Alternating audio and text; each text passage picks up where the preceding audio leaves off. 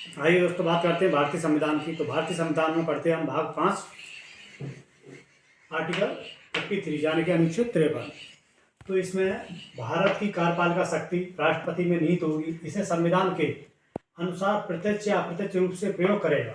जैसे कि जो शक्ति है राष्ट्रपति के पास शक्ति, इस शक्ति का उपयोग वो संविधान के अनुसार करेगा या अपने अधीनस्थ अधिकारियों के माध्यम से करेगा।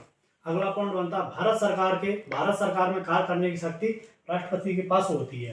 भारत सरकार में कौन सा भी काम करने की शक्ति देखी जाए तो राष्ट्रपति के पास होती है, लेकिन राष्ट्रपति अपनी खुद की ताकत से नहीं कर सकता।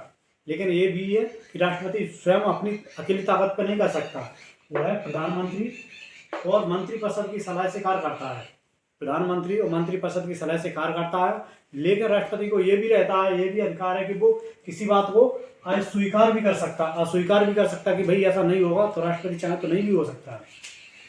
अगला पॉइंट, असली शक्ति तो प्रधानमंत्री और मंत्रिपरिषद के पास होती है। वैसे देखा जाए तो असली पावर प्रधानमंत्री और मंत्रिपरिषद के पास होता है। राष्ट्रपति तो नाम मात्र का प्रथम होता है। राष्ट्रपति देखा जाए तो नाम मात्र का होता है, जैसे प्रधानमंत्री का कार्य करने का ज़्यादा उस पर पावर रहता है। अगला पॉइंट है देश की कार्यपालिका का संवैधानिक ढांचा तय करना। देश की जो कार्यपालिका है उसका ढांचा तय करना राष्ट्रपति का कार्य है। राष्ट्रपति तीनों सेनाओं का सर्वोच्च कमांडर होता है, जल, थल और वायु। तीन सेना है, तीनों सेनाओं का प्रमुख या कमांडर राष्ट्रपति होता है। तीनों सेनाओं का संचालन राष्ट्रपति के द्वारा किया जाता है।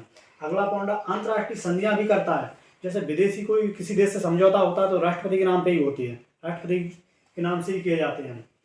राष्ट्रपति को माफ करने की भी शक्ति होती है। कैसा भी बड़ा कोई आम नागरिक से लेकर मंत्रिपरिषद तक कोई भी व्यक्ति किसी प्रकार का कार्य करता है गलत, तो वही उस पर है राष्ट्रपति को क्षमा दान की शक्ति भी होती है। अगला पॉइंट, राज्यपाल की नियुक्ति भी करता है, लेकिन यह स्वयं मंत्रिपरिषद की सलाह पर करता है। राष्ट्रपति राज्यपाल की भी नियुक्ति करता है और ये सब मंत्रिपरिषद की सलाह पे करता है। वो राष्ट्रपति के नाम पर ही सरकार चलती है। सरकार देखा जाए तो राष्ट्रपति के नाम से ही चलती है, लेकिन निर्णय आदेश असल में कैबिनेट और मंत्रियों के द्वारा लिए जाते हैं। किसी प्रकार का आदेश और निर्णय लेना तो ये मंत्रिपरिषद और कैबिनेट के द्वारा लिए जाते हैं। तो अगला आर्टिकल पढ़ने के लिए की शक्ति भी होती है। अगला पॉइंट, राज्यपाल की नियुक्ति भी करता है, लेकिन यह स्वयं मंत्रिपरिषद की सलाह पर करता है। राष्ट्रपति राज्यपाल की भी नियुक्ति करता है और ये सब मंत्रिपरिषद की सलाह पे करता है। वो राष्ट्रपति के नाम पर ही सरकार चलती है। सरकार देखा जाए तो राष्ट्रपति के नाम से ही चलती है, लेकिन निर्णय आदेश असल में कैबिनेट और मंत्रियों के द्वारा लिए जाते हैं। किसी प्रकार का आदेश और निर्णय लेना तो ये मंत्रिपरिषद और कैबिनेट के द्वारा लिए जाते हैं। तो अगला आर्टिकल पढ़ने के लिए